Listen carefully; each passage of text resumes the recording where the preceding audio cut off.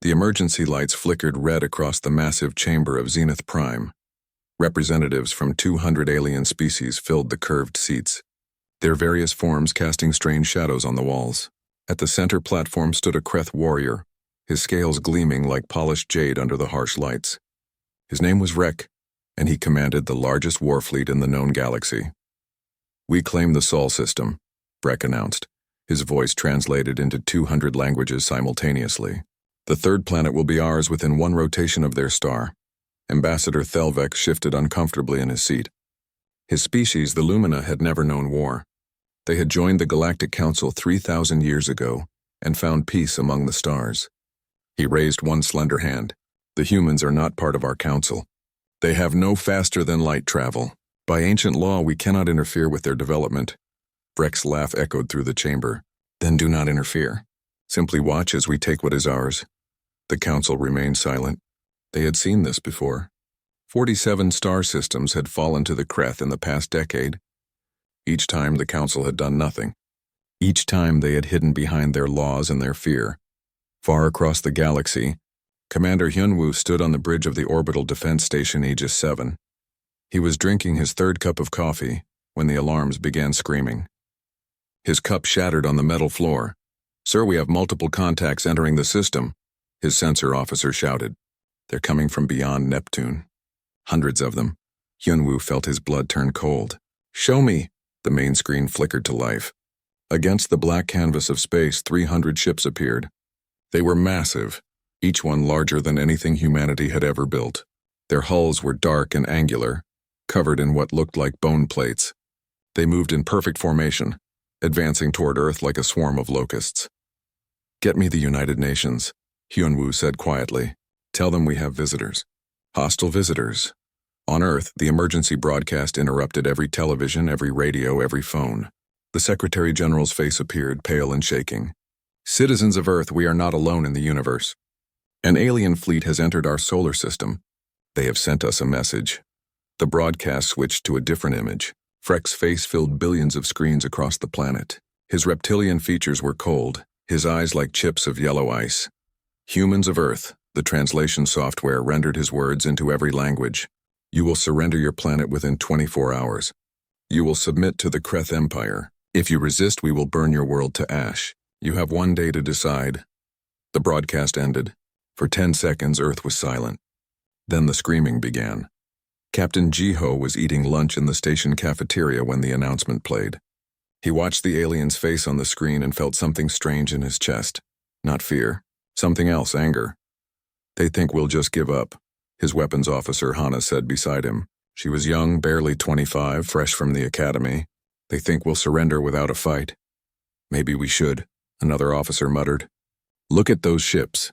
We have nothing that can touch them." Jiho stood up slowly. He looked at each face in the cafeteria.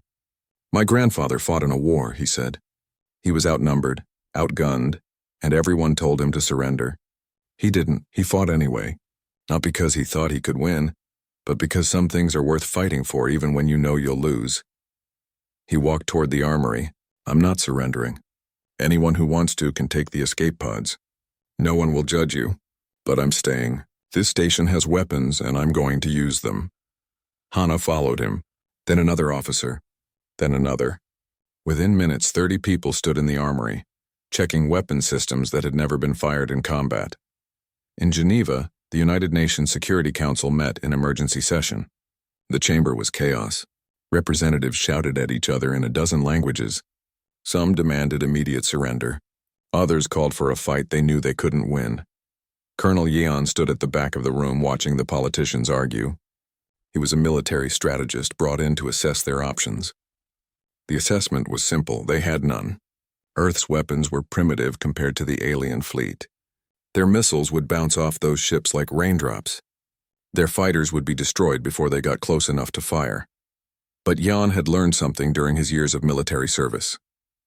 Wars weren't won by superior weapons alone. They were won by superior thinking.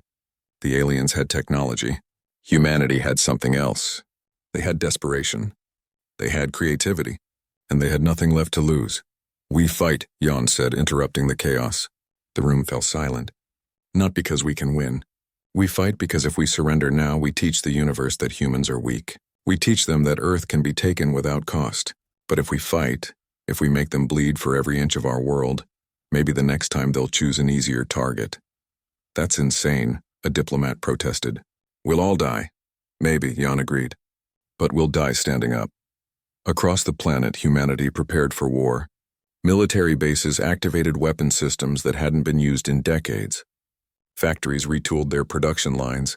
Scientists pulled out research projects that had been considered too dangerous or too expensive. Everything changed in those 24 hours. Dr. Bora didn't sleep that night. She stood in her laboratory, staring at calculations on a dozen screens. She specialized in energy physics, studying theoretical shield technology. Now her theories would be tested against real alien weapons. We need to understand how their shields work, she told her team. If we can bring down their shields, our weapons might have a chance. We don't have any alien technology to study, her assistant pointed out. Bora smiled grimly. We will. As soon as they attack, some of their ships will be damaged. Some will be destroyed. And when they are, we'll study the debris. The 24 hours passed like minutes. Across Earth, people said goodbye to their families. Soldiers checked their weapons one last time. Children were moved to underground bunkers that might protect them from orbital bombardment. On Zenith Prime, the Galactic Council watched in silence as the deadline approached. Ambassador Thelvex felt sick. He had seen the Kreth attack before. He knew what came next. The humans didn't stand a chance. Commander Hyunwoo stood on the bridge of Aegis 7, watching the alien fleet move into attack position. They had ignored every attempt at communication. They had dismissed every offer of negotiation. They wanted Earth and they would take it. All stations, this is Aegis 7, Hyunwoo broadcast on all military frequencies. The enemy is moving into attack formation. Prepare for combat. And remember, we're not just fighting for ourselves. We're fighting for everyone who ever said humans were weak. We're fighting to prove them wrong. Captain Jiho checked his weapon systems one last time. Hana was at her station, her hands steady on the controls. Around the planet, thousands of soldiers did the same. They knew the odds.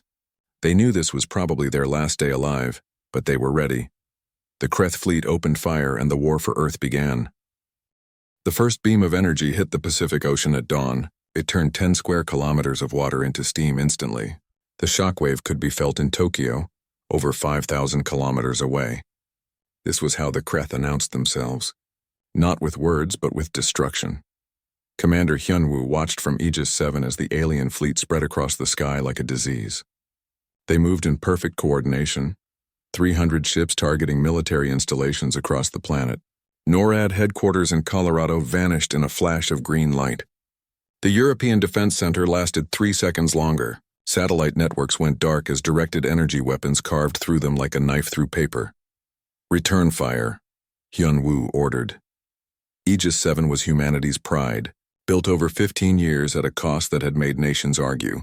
It carried railguns designed to deflect asteroids, missile batteries that could hit targets in lunar orbit, and laser arrays powerful enough to cut through ship hulls. Everything humanity had learned about space warfare had gone into this one station. The missiles launched first. Conventional warheads, nothing special, moving at speeds that would have destroyed any human vessel.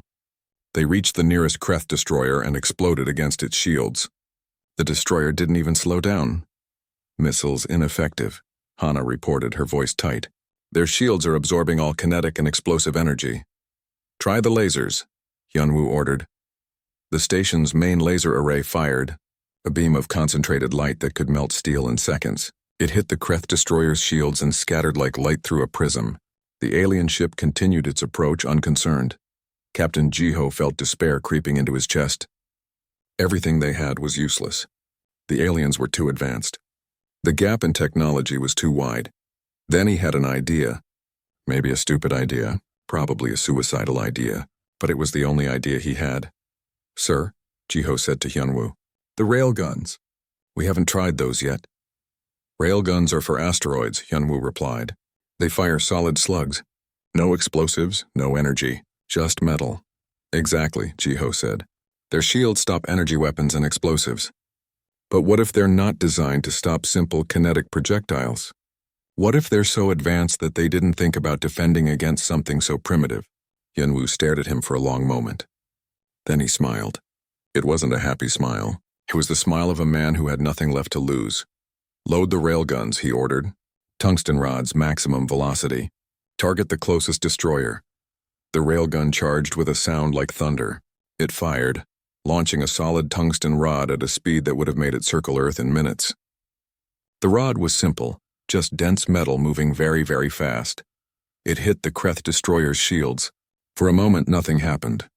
Then the shields flickered. The tungsten rod punched through and buried itself in the destroyer's hull.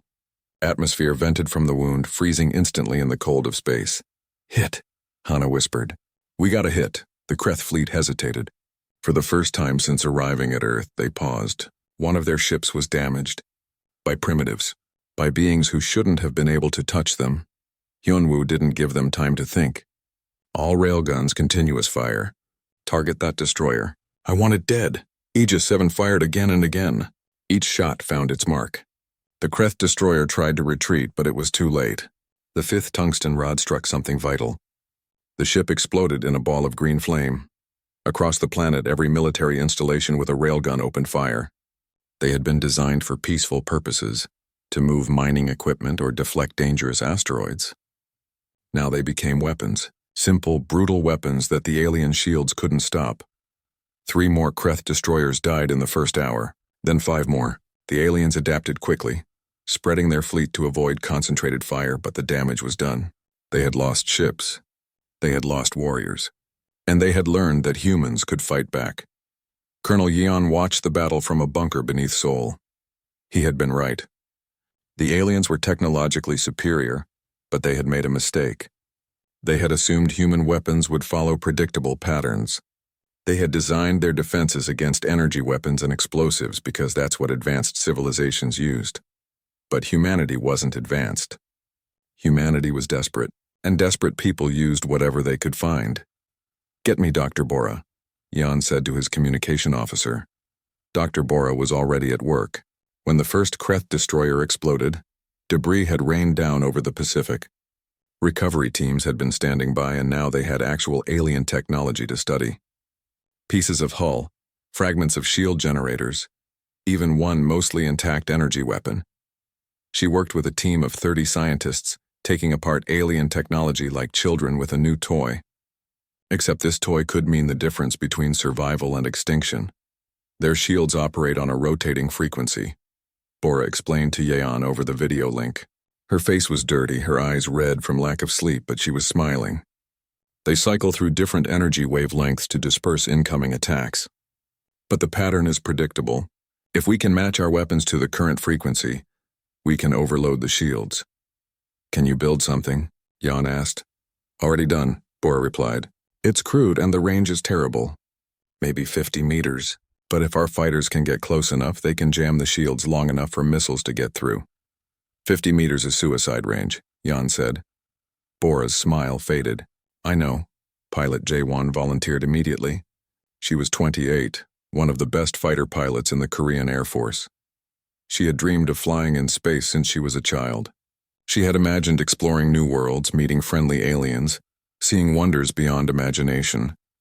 This wasn't what she had imagined, but dreams changed when reality crashed into them. You understand the mission? Her squadron commander asked. You get within 50 meters, activate the jammer, and hold position long enough for the bombers to fire. The Kreth will target you first. You probably won't make it back. I understand, Jaewon said. She thought about her family, safe in a bunker beneath the city. She thought about the Kreth ships in orbit, preparing to burn her world. Let's fly. 12 fighters launched from hidden bases across Asia. They were modified, stripped of armor to make them faster, loaded with Bora's jamming devices instead of weapons. They flew low, using Earth's atmosphere to mask their approach, then burned hard toward orbit. The Kreth saw them coming. Energy beams lanced down, turning 2 fighters into fireballs. But the others kept coming, pushing their engines past safe limits, racing toward the alien fleet. Jaewon's fighter screamed as it entered space. Her targeting computer locked onto a Kreth cruiser. 50 meters. She just had to get to 50 meters. The alien ship fired. She rolled, the energy beam missing by centimeters. 40 meters. Her fighter's hull was heating up, metal groaning under the stress. 30 meters. Activating jammer, she shouted into her radio. The device came to life with a high-pitched whine. On the Kreth cruiser, shield generators started flickering, trying to compensate for the interference. For 3 seconds, they failed. That was all the time the bombers needed. 20 missiles struck the cruiser simultaneously, their warheads finally finding unprotected hull. The cruiser broke apart, venting atmosphere and bodies into the void. Jae-won tried to pull away, but her fighter had taken too much damage. The engines died. She drifted in space, watching as more fighters made their runs, more Kreth ships died. Good shooting, she whispered to the darkness. Then her ejection system fired, throwing her clear of the dead fighter. Maybe someone would pick her up. Maybe not. But she had done her part. By the end of the first day, the Kreth had lost 40 ships. 40 ships out of 300. It was a tiny percentage, but it was 40 more than they had lost in their last campaign. 40 more than they had expected to lose to these primitives. On Zenith Prime, Ambassador Thelvex watched the battle feeds in stunned silence. The humans were supposed to break. They were supposed to surrender after the first attack. That's what every other species had done, but humans weren't breaking. They were adapting. They were learning. They were fighting with a ferocity that made his peaceful species recoil in horror. What are they? His aide whispered. Thelvex didn't have an answer. He had lived for 300 years and studied 1,000 species. He had never seen anything like humanity before. Supreme Commander Vrek stood on the bridge of his flagship, staring at the casualty reports. 40 ships. The humans had destroyed 40 ships. With primitive kinetic weapons and crude jamming technology, he felt something he hadn't felt in decades. Something that made his scales itch and his claws extend. Fear. Prepare for orbital bombardment, he ordered. Forget strategic targets. I want their cities burned. I want their population centers reduced to ash. No more games. We end this now. The Kreth fleet moved into position above Earth's major cities. Humanity had struck first blood. Now the aliens would show them the price of resistance. The Kreth bombardment began at midnight. Green fire rained from the sky, turning night into day. The first target was Mumbai, home to 20 million people. The city lasted 7 seconds before it became a crater of molten glass. Tokyo was next, then Cairo, then Mexico City. The Kreth weren't targeting military installations anymore. They were targeting people, women, children, everyone. They wanted humanity to feel terror, to understand the price of resistance. But something strange happened. Humanity didn't break. Instead, they became angry. Major Sung-min watched Mumbai burn from his command post beneath Seoul. He had family in that city. Had. Past tense now. His sister, her husband, their 2 children. Gone in 7 seconds. He felt something cold settle into his chest. It wasn't grief. Not yet. There would be time for grief later, if there was a later. Right now, there was only one feeling that mattered. Rage. All units, Sung-min said into his radio. The aliens think they can scare us by killing civilians. They think we'll surrender to save what's left. They're wrong. We're going to teach them something about humans. We're going to teach them that when you hurt us, we don't cry. We bite back. The Kreth had landed ground forces in 12 locations across the planet. They were meant to secure strategic positions and accept humanity's surrender. Instead, they found themselves under constant attack. Kreth warriors were impressive. Each one stood over 2 meters tall, covered in armored scales that could stop small arms fire. They carried energy weapons that could melt through concrete. They had been trained in combat since birth and had never lost a ground battle. They had never fought humans before. Sung-min's unit hit the Kreth position outside Seoul at dawn. They didn't use conventional tactics. They didn't form battle lines or advance in formation. They came from everywhere at once. From sewers, from buildings, from underground tunnels that the aliens didn't know existed.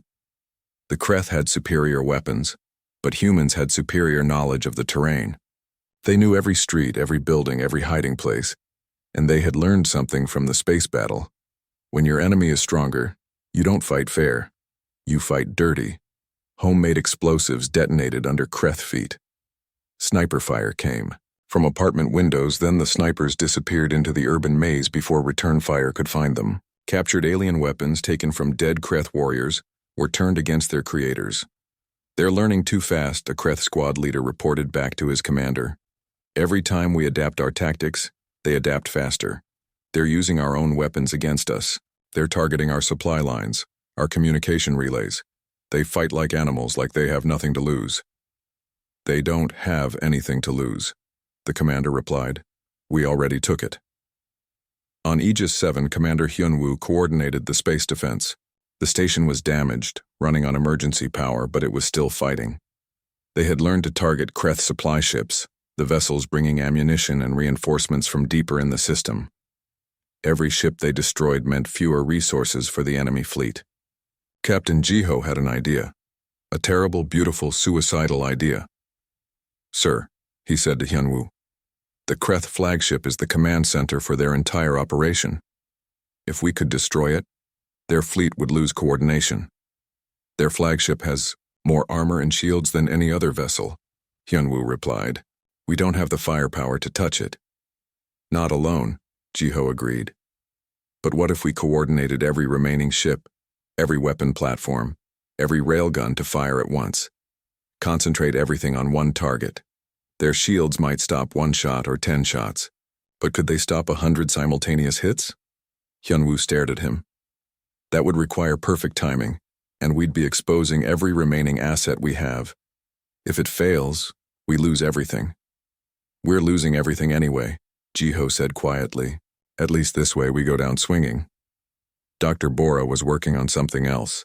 She had fully decoded the Kreth shield technology now, understanding not just how to jam it, but how to replicate it. The problem was power. Human reactors couldn't generate enough energy to sustain the shields for more than a few seconds. But a few seconds might be enough. "I can retrofit our remaining fighters," she told Colonel Yeon. "Give them short-duration shields. They won't last long, maybe 10 seconds under fire, but that's 10 seconds our pilots didn't have before." "Do it," Yeon ordered. "We need every advantage we can find." Pilot Jae-won had been picked up by a rescue shuttle and brought back to Earth. Her right arm was broken, and she had burns across half her face, but she could still fly. She could still fight. "I'm going back up," she told her squadron commander. "You're injured," he protested. "I can fly one-handed," Jae-won replied. "And unless you're planning to bench everyone with injuries, you're going to need every pilot you can get." She was right. Earth's military had lost 60% of its personnel in 3 days. The survivors were exhausted, running on nothing but adrenaline and fury, but they kept fighting. On the moon, Engineer Nam worked in a facility that the Kreth didn't know existed. It was a mining operation, built decades ago and abandoned when it became unprofitable. Now it housed something else, something that Colonel Yeon had ordered built in secret during the first 24 hours of the invasion. Mass drivers. Massive electromagnetic accelerators designed to launch payloads off the lunar surface. They were meant for transporting ore, moving cargo too heavy to lift conventionally. Each one could accelerate a payload to tremendous speeds. Nam had modified them. He had turned cargo launchers into weapons. And the payloads weren't ore anymore. They were rocks. Simple, heavy rocks, accelerated to a significant fraction of light speed. "This is insane," one of his engineers said. "We're going to throw rocks at an alien fleet." "No," Nam corrected. "We're going to throw rocks at an alien fleet at 10% of light speed. At that velocity, a rock hits harder than a nuclear warhead. And the best part? They're just rocks. No energy signature, no electronics to detect. By the time the Kreth realize what's coming, it'll be too late to dodge." The plan came together over the next 24 hours. Every remaining human asset would attack the Kreth flagship simultaneously. Ships from orbit, weapons from the ground, and mass driver shots from the moon. It would be the largest coordinated strike humanity had ever attempted. It would probably fail, but it was the only chance they had. Commander Hyunwoo sent out the signal. "All units, this is Aegis 7. We're making our stand. Target is the Kreth flagship. Fire on my mark in 30 seconds. Whatever happens next, it's been an honor serving with you." Across the planet and throughout near-Earth space, weapon systems powered up. Railguns loaded their final shots. Missiles were armed. Fighter pilots said quick prayers to gods they weren't sure they believed in anymore. Engineer Nam watched his countdown timer. The mass drivers were aimed, the rocks loaded. Each one weighed several tons. At 10% of light speed, they would hit with the force of small asteroids. 10 seconds, he said to his team. Everyone, get behind the blast shields. This is going to be loud. Captain Jiho stood on what was left of Aegis 7's bridge. Hana was beside him, her hands on the weapons controls. The rest of the crew had evacuated. Just the two of them remained, keeping the dying station systems running long enough for one last shot. 5 seconds. Hyunwoo counted down. 4, 3, 2, 1. Fire. The sky lit up. Every weapon humanity had left fired at once. Railgun slugs, missiles, energy weapons, everything. The Kreth flagship's shields blazed like a small sun as they absorbed the incoming fire. Then the first rock hit. It punched through the shields like they weren't there, vaporizing part of the flagship's hull. The second rock hit 3 seconds later, then the third, then the fourth. Each impact released as much energy as a nuclear weapon. The Kreth flagship's shields collapsed. With no protection, the conventional weapons found their mark. Missiles detonated against bare hull. Railgun slugs tore through armor. The massive ship shuddered, atmosphere venting from a dozen wounds. On the bridge, Supreme Commander Rek watched his screens go dark one by one. His flagship was dying around him. His fleet was in chaos with no central command to coordinate their actions. And below him, the primitive planet continued to resist. He had been a warrior for 50 years. He had conquered worlds. He had never known defeat. Until now. All ships, he broadcast on the fleet frequency. Retreat to the outer system. We regroup and reassess. Pilot J1 watched from her fighter as the Kreth fleet withdrew. It wasn't an orderly retreat. Ships scattered in all directions, some leaving their damaged companions behind. They were running. The mighty Kreth Empire was running from Earth. She wanted to cheer, but she was too tired. Her fighter was barely holding together, and she was pretty sure she had a concussion. But they had done it. Against all odds, humanity had won. Well, not won, but they hadn't lost. And sometimes not losing was enough. On Zenith Prime, the Galactic Council watched in absolute silence. The Kreth had retreated. The Kreth, who had conquered 47 star systems, had been driven away by a species that couldn't even travel between stars. Ambassador Thelvex felt a chill run through his body. For 3,000 years, his people had believed that advanced technology meant advanced civilization, that superior weapons meant superior beings. The humans had Supreme Commander Vrek did not accept defeat. In the outer system, beyond Neptune's orbit, his remaining fleet regrouped. He had lost over 80 ships, including his flagship. But the Kreth Empire had resources. It had reserves. And most importantly, it had pride. He sent a message back to the Kreth homeworld. Not a request, a demand. He wanted 600 ships. He wanted the largest armada the Empire had ever assembled. And he wanted authorization to sterilize Earth completely. No survivors, no mercy, no chance for these primitives to humiliate the Kreth again. The Empire's High Council approved his request within hours. The humans had to be made an example. Any species that resisted the Kreth had to learn what happened when you said no. For 2 weeks, Earth held its breath. They had won one battle, but the war was far from over.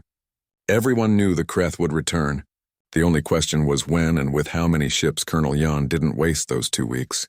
Neither did anyone else. While humanity had once been divided into hundreds of nations, all of that changed in an instant. Borders didn't matter anymore.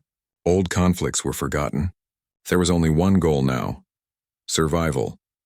Every factory is now a weapons factory, Yan announced at the Global Military Council. Every scientist is now a military researcher. Every able-bodied person is now a soldier or a support worker. We have 2 weeks to prepare for a fight that will decide whether humanity lives or dies. Let's make them count. Dr. Bora barely slept during those 2 weeks. Her team had learned so much from captured Kreth technology, but they needed to learn faster. She understood their shield systems now. She had even improved them, making shields that were more efficient than the alien originals. We can't just copy their technology. She told her exhausted team. We need to surpass it. They have hundreds of years of advancement on us. We have desperation. Let's see which one is more powerful. They worked on everything at once. Better shields, stronger weapons, faster ships. But Bora's pet project was something special. Something she called adaptive combat drones. They're small, autonomous, and programmed to learn, she explained to Jan. Each drone has basic combat AI. When one drone dies, it transmits what it learned to all the others. They evolve in real time, adapting to enemy tactics faster than any living pilot could. How many can we build in 2 weeks? Jan asked. Thousands, Bora replied. Maybe tens of thousands if we use every manufacturing facility on the planet. They're cheap to produce, easy to deploy, and expendable. We throw them at the Kreth in waves. Each wave learns from the last.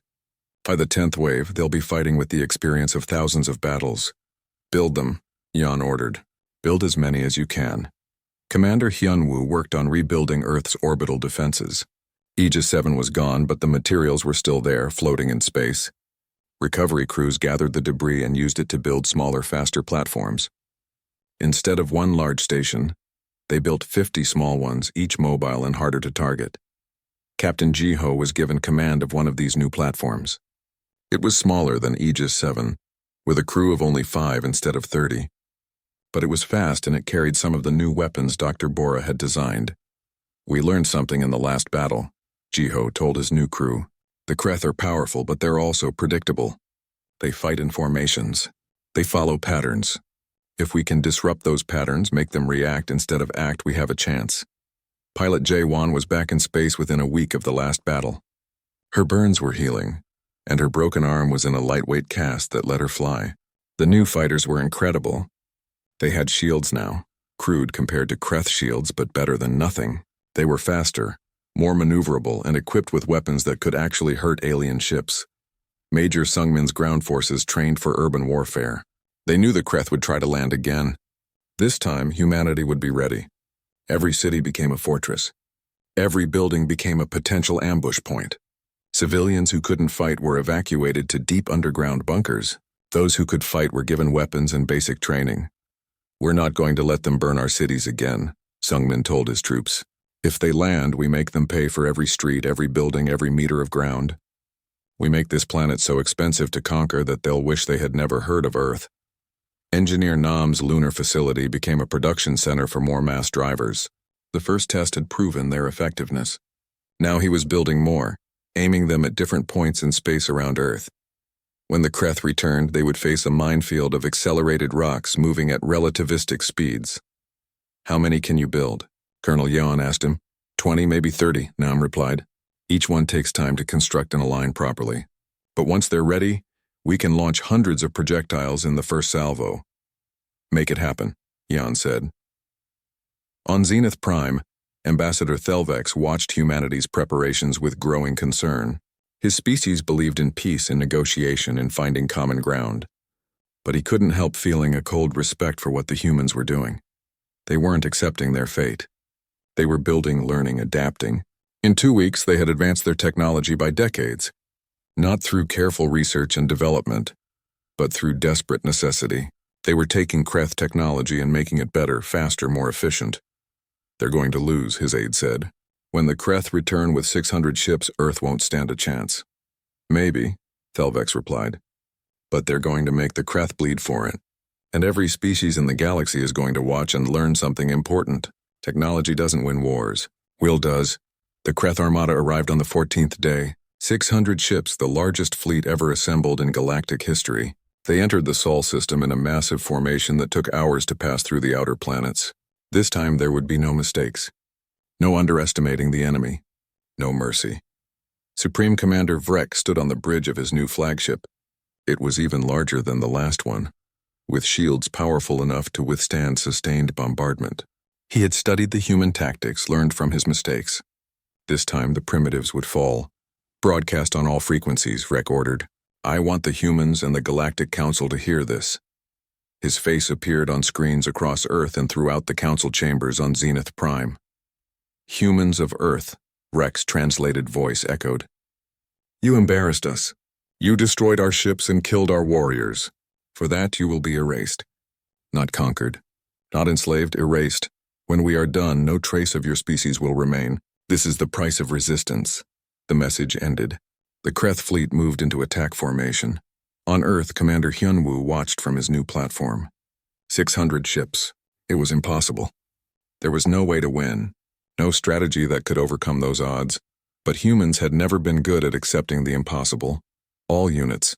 Hyunwoo broadcast. This is it. They brought 600 ships to kill us. Let's make sure they remember the cost. For Earth, for humanity, for everyone we've lost. Fire at will. The battle began differently than the last one. This time, humanity struck first. Engineer Nam's mass drivers fired their opening salvo. 30 accelerated rocks, each one moving at 10% of light speed, crossed the distance to the Kreth fleet in minutes. The aliens had learned from the last battle.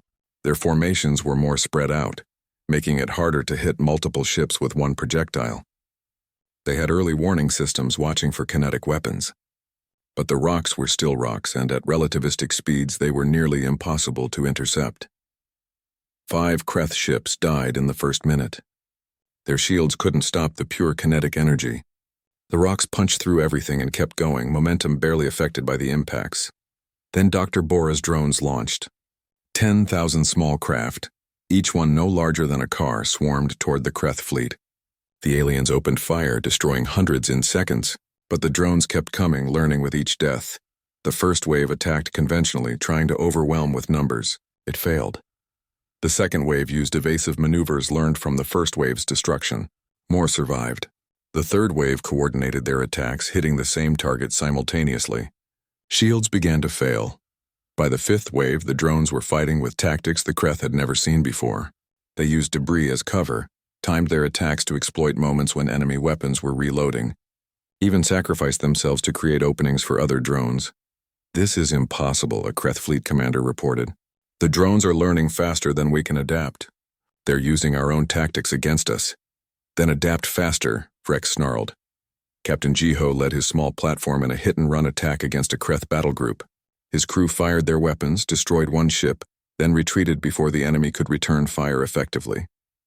They used Earth's moon as cover, popping out to take shots before ducking back behind the lunar horizon. "We're mosquitoes," Jiho told his crew. "Annoying, persistent mosquitoes. We can't kill an elephant, but we can drive it crazy trying to swat us." Pilot Jaewon flew her fighter through the chaos, her squadron following in tight formation.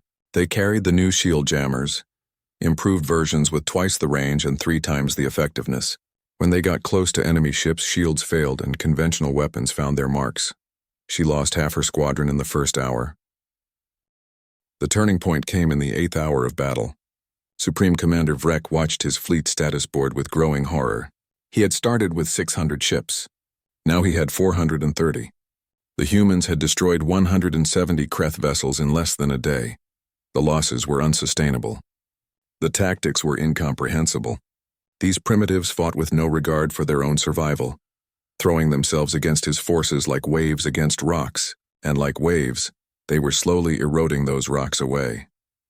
"Sir, we're detecting unusual movement on the lunar surface," his sensor officer reported. "The humans are activating more of those mass driver weapons." Vrek made a decision. Not a tactical decision, a survival decision. "Full fleet retreat," he ordered. "Back to Kreth space, now." His officers stared at him in shock. "Retreat? The Kreth Empire didn't retreat. They conquered or they died." "Sir, if we retreat, the High Council will—" "The High Council can watch their fleet be destroyed by primitives," Vrek interrupted. "I'm not losing 600 ships to prove a point. Retreat, that's an order." The Kreth fleet broke. Not an orderly withdrawal this time, but a full rout. Ships fled in all directions, abandoning their damaged companions, ignoring their ground forces still fighting on Earth's surface. They ran. Pilot Jaewon couldn't believe what she was seeing. The massive alien armada, the fleet that was supposed to erase humanity from existence, was running away. Again. "All fighters, pursuit formation," the squadron leader ordered. "Let's make sure they know they're not welcome back." The human fighters harried the retreating Kreth, picking off stragglers and damaged ships. They didn't have the fuel for a long chase, but they pushed as far as they could, making the aliens feel every kilometer of their defeat. On the ground, Major Sung Min received the news that the fleet was retreating. That meant the ground forces were abandoned. stranded on an enemy planet with no support and no escape. The Kreth warriors realized it too. Some tried to fight to the death. Others attempted to surrender. Sungmin took no pleasure in what happened next. War wasn't about pleasure. It was about survival. By the end of the day, no Kreth remained alive on Earth. On Zenith Prime, the Galactic Council chamber was in absolute chaos. 200 species shouted at each other, their translators struggling to keep up. Some demanded immediate intervention to stop the slaughter. Others called for humanity to be granted emergency membership in the Council. A few, like Ambassador Thelvex's people, simply sat in stunned silence. The Kreth ambassador stood at his podium, his scales pale with shame and rage. "This is a war crime," he declared. "The humans have violated every law of civilized warfare. They used civilian areas as battlegrounds. They employed barbaric tactics. They refused to accept surrender. We demand sanctions." "We demand, you demand?" A voice cut through the chaos. It belonged to Ambassador Kelrus of the Voth Collective, a species that had been conquered by the Kreth 30 years ago. "You came to their world with 600 ships to commit genocide, and you dare speak of civilized warfare?" The chamber erupted again. But this time something had changed. Species that had been silent before were speaking up. Species that had feared the Kreth were finding their courage. "The humans didn't start this war," Kelrus continued. "They didn't ask to be attacked. They simply refused to die quietly. And now you're afraid because they won. Because they proved that the mighty Kreth Empire can be beaten." Within days of the Kreth retreat, 3 subjugated species rose in rebellion. The Kreth had pulled so many ships to the Sol system that their occupation forces were spread thin. Worlds that had been held down by fear suddenly realized that fear had lost its power. The Kreth Empire, which had seemed unstoppable, began to crack. On Earth, the celebration was brief. Too many had died. Too many cities were ruins. But humanity had survived. Against impossible odds, they had survived. Colonel Yeon stood in what was left of Seoul, watching reconstruction crews clear rubble. Dr. Bora was beside him, exhausted but alive. "What happens now?" she asked. "Now we rebuild," Yeon replied, "and we prepare. Because the Kreth might be gone, but they're not the only dangerous species out there. We need to be ready for whatever comes next." 3 weeks after the battle, Earth received its first official diplomatic contact from the Galactic Council. A small ship entered the system, broadcasting peaceful intentions on all frequencies. It requested permission to land at the United Nations headquarters in Geneva. Ambassador Thelvex stepped out of his ship onto human soil for the first time. He was greeted by Colonel Yeon, Dr. Bora, and a dozen other human representatives. They looked tired, haunted by what they had endured. But they stood straight, dignified in their battered uniforms. "I am Ambassador Thelvex," he said, his translator rendering his words into Korean and several other Earth languages. "I come on behalf of the Galactic Council to extend our congratulations on your victory and to offer formal first contact protocols." Colonel Yeon nodded. "We accept your greeting, though I have to ask, where were you 3 weeks ago when the Kreth arrived?" Thelvex felt shame color his face. In his species, shame made their skin turn pale blue. "We have laws," he said quietly. "Ancient laws that forbid interference with pre-FTL species. We watched. We could do nothing." "You mean you did nothing," Dr. Bora corrected. "There's a difference." "Yes," Thelvex agreed. "You are correct. We hid behind our laws and let you face extinction alone. For that I apologize, not officially as I lack the authority, but personally as someone who watched and felt ashamed." The human representatives glanced at each other. Then Yeon gestured to the building behind them. "Come inside. We should talk about the future." The meeting lasted 6 hours. Ambassador Thelvex explained the Galactic Council, its structure, its laws, its member species. The humans listened, asked questions, and made it clear they weren't impressed by ancient traditions that left species to die alone. "The Council wishes to offer humanity immediate membership," Thelvex said. "This is unprecedented. Normally, species must achieve FTL travel and meet several other criteria. But your victory over the Kreth has changed the political landscape. Many species believe humanity deserves a voice." "And the Kreth?" Yeon asked. "What happens to them?" "The High Council is investigating. Your defensive actions were justified under galactic law. The Kreth initiated unprovoked aggression against a non-Council species. They will face consequences. Good, Dr. Bora said. Now about this FTL technology. We've been studying the Kreth ships we captured. We think we understand the basics. But it would go faster if someone shared their knowledge freely. Thelvex felt a chill. 3 weeks. The humans had been studying FTL technology for 3 weeks and already claimed to understand the basics. It had taken his species 200 years to develop FTL from scratch. I will recommend technology sharing to the Council, he said carefully, though I should warn you, many species will be concerned about how quickly you advance. They should be, Jan replied. We just learned we're not alone in the universe. We learned it when someone tried to kill us all, so forgive us if we're in a hurry to catch up. 6 months later, the first human-designed FTL ship made the jump to Alpha Centauri. It was crude, inefficient, and broke down twice during the journey. But it worked. Engineer Nam led the project, incorporating human engineering with alien principles. We don't have centuries to perfect the technology, Nam told his team. We have now. So we build it now and we make it better later. The ship returned to Earth with data from another star system, with proof that humanity could go anywhere, reach anywhere, be anywhere. The Galactic Council watched and wondered what they had unleashed. Captain Jiho was promoted to Admiral and given command of Earth's first deep space defense fleet. It consisted of 20 ships all built in the 6 months since the Kreth invasion. They weren't pretty, and they weren't perfect, but they were armed, shielded, and crewed by humans who had learned to fight in the hardest school imaginable. Our mission is simple, Jiho told his captains. Protect Earth, explore the galaxy, and make damn sure everyone out there knows that humans aren't prey. Not anymore. Pilot Jae-won joined the Exploration Corps. Her first mission was to chart safe routes to nearby star systems. Her second was to locate potential colony sites. Humanity was going to the stars, and she wanted to be among the first. Major Sung Min stayed on Earth, training the next generation of soldiers. Not for conquest, but for defense, because the galaxy was a dangerous place and humanity needed to be ready. 1 year after first contact, Earth formally joined the Galactic Council. The ceremony was held on Zenith Prime, with representatives from 200 species in attendance. Colonel Yeon gave the acceptance speech. We come before you not as primitives seeking protection, he said, his words translated into 200 languages. We come as equals who earned our place through fire and blood. We don't ask for your approval. We don't need your permission. We're here because we survived what should have killed us, and we're staying because this galaxy is our home too. The speech was controversial. Some species found it arrogant. Others found it refreshing. But everyone agreed on one thing. Humanity had changed the galactic order forever. The Kreth sent one final message to Earth. It came through diplomatic channels, coded and encrypted. When decoded, it Conti,